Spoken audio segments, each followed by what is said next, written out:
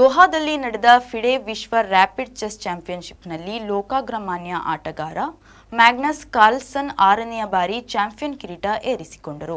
ಕತರ್ನ ರಾಜಧಾನಿ ನಗರ ದೋಹಾದಲ್ಲಿ ನಡೆದ ಫಿಡೆ ವಿಶ್ವ ರ್ಯಾಪಿಡ್ ಚೆಸ್ನಲ್ಲಿ ಭಾರತದವರು ಚಾಂಪಿಯನ್ ಆಗಲಿಲ್ಲವಾದರೂ ಸಾಧನೆ ಮಾಡಿದ್ರು.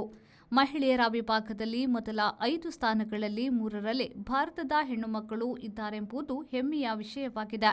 ಕಳೆದ ಬಾರಿಯ ಚಾಂಪಿಯನ್ ಕೊನೇರು ಹಂಪಿ 3ನೆಯ ಸ್ಥಾನವನ್ನ ಪಡೆದರು. ಗಂಡು ಮಕ್ಕಳ ವಿಭಾಗದಲ್ಲಿ ಭಾರತದ ಅರ್ಜುನ್ ಇರಿಗೇಶಿ 3ನೆಯ ಸ್ಥಾನವನ್ನ ಪಡೆದಿದ್ದಾರೆ. ನಾರ್ವೆಯ ಚೆಸ್ ಆಟಗಾರ 5 ಬಾರಿಯ ಚೆಸ್ ವಿಶ್ವ ಚಾಂಪಿಯನ್, ಈಗ ವೇಗದ ನಡೆ ಚದುರಂಗದಾಟದಲ್ಲಿ 6ನೆಯ ಬಾರಿ ಚಾಂಪಿಯನ್ ಆದ್ರು. ಆ ಮೂಲಕ ಜಗತ್ತಿನ ಅಗ್ರಮಾನ್ಯ ಚೆಸ್ ಮ್ಯಾನ್ ಎಂಬುದನ್ನು ನಿರೂಪಿಸಿದ್ರು. ಅವರು ಗಳಿಸಿದ ಅಂಕ 10.5.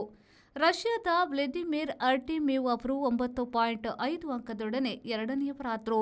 ಭಾರತದ ಅರ್ಜುನ್, ಯುಎಸ್ಎಯ ಹ್ಯಾನ್ಸ್ ಮೋಕ್ ಫೆರೆಜ್ ಲೀನಿಯರ್ ಸಮಾನ ಅಂಕಗಳೊಡನೆ ಕ್ರಮವಾಗಿ 3ರಿಂದ 5ನೆಯ ಸ್ಥಾನವನ್ನು ಪಡೆದರು.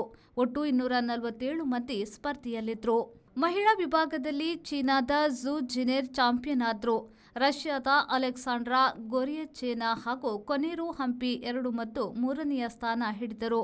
ಭಾರತದ ಸವಿತಾಶ್ರೀ ವೈಶಾಲಿ ಅವರುಗಳು 4 ಮತ್ತು 5ನೆಯ ಸ್ಥಾನದಲ್ಲಿ ಮಿಂಚಿದ್ರು. ಒಟ್ಟು 141 ಸ್ಪರ್ಧಿ ಹೆಣ್ಣು ಮಕ್ಕಳಿದ್ರು.